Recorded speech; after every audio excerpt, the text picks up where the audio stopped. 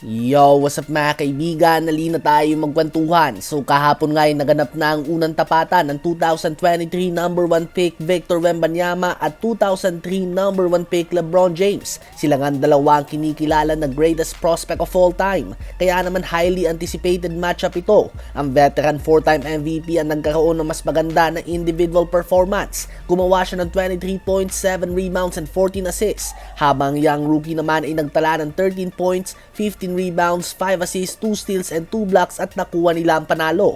At lately nga ay mukhang nakukuha na ni Wembanyama ang NBA. Simula nga na maging center siya ay nag-average siya ng 14 rebounds per game. Madaming player nga ang iniidolo si LeBron, kaya naman tuwing nakakaharap nila ito ay sobra silang namamangha at nasa starstruck.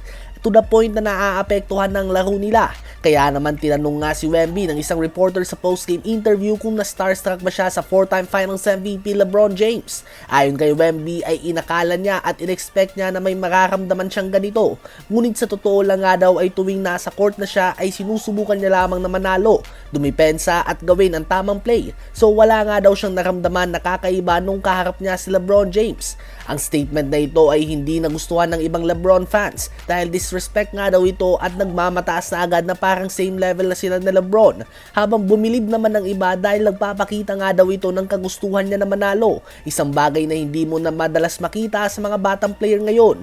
Gusto na lang nga ng likes at views sa Instagram ng karamihan, subalit hindi nga ganun si Wemby, bagkus nananatili ang kanyang focus sa tamang bagay kahit na matindi ang media attention na natatanggap niya both sa US and internationally.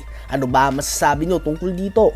Habang si Joel Embiid naman ay mukhang magiging maganda nga ang Pasko niya dahil sa bagong labas na MVP ladder ng NBA.com ay nananatiling siya ang number 1 o paborito na manalo ng award na ito. Ngayong buwan nga ng Disyembre ay nagtatala siya ng 39 points, 14 rebounds, 5 assists and 3 blocks per game. Nagtala din siya ngayon sa loob lamang ng 30 minutes laban sa Charlotte Hornets ng 42 points, 15 rebounds, 3 assists and 2 blocks. Tinalo din nila ito ng tambak na 53 points. Sa pinapakita niya ngayon ay hindi nga malabo na muli siyang magwagi ng regular season MVP award, lalo na ang Denver Nuggets nga ni Nikola Jokic ay napapadami ang talo lately.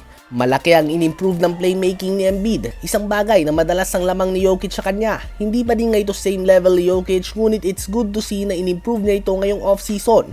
Ganun pa man hanggat hindi niya nga ito nagagawa sa isang playoff series, kailangan natin intindihin na may mga magsasabi talaga sa kanya na pang regular season lamang ang kanyang magandang performance. Sa palagay nyo ba ay sino magwawagi ng regular season MVP ngayong season? As of now nga, ang may 5 clear candidates tayo mga kaibigan, at yan ay si Joel Embiid, Nikola Jokic, Giannis Antetokounmpo, Luka Doncic at Shai Gilgeous-Alexander ng OKC Thunder.